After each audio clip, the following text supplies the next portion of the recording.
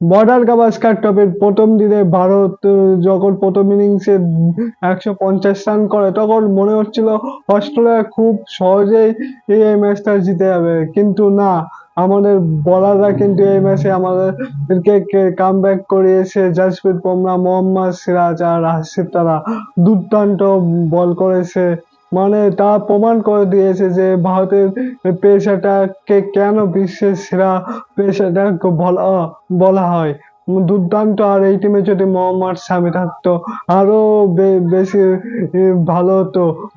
Mohammad Siraj 2 wicket, Harshit Rana 1 wicket, আর আমাদের captain Bumrah 4 wicket নিয়েছে।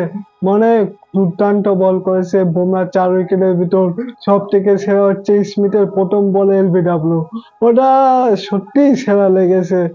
আর বন্ধুরা, ভারত এখন অস্ট্রেলিয়ার কে 67 রানে 7 উইকেট ফেলে দিয়েছে।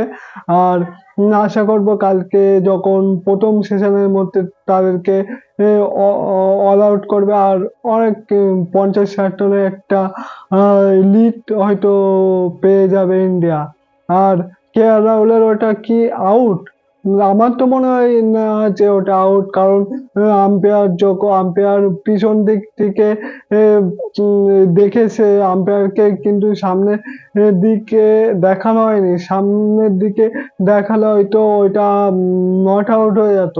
তো হয়তো যখন কোনো এভিডেন্স ছিল না, হয়তো মানে কেএল রাহুলের আউটটা কিন্তু কেএল রাহুলের ফেভারে যেত, কিন্তু এখানে কিন্তু অস্ট্রেলিয়ার পেস মিডিয়া কিন্তু এখানে চিটিং করেছে। তো কি আর করা যাবে, কিন্তু ভারত একটা ভালো পজিশনে আছে। তো আশা করব কালকে সেকেন্ড দিনটা ভারতের উম, উম, ভালো খেলবে।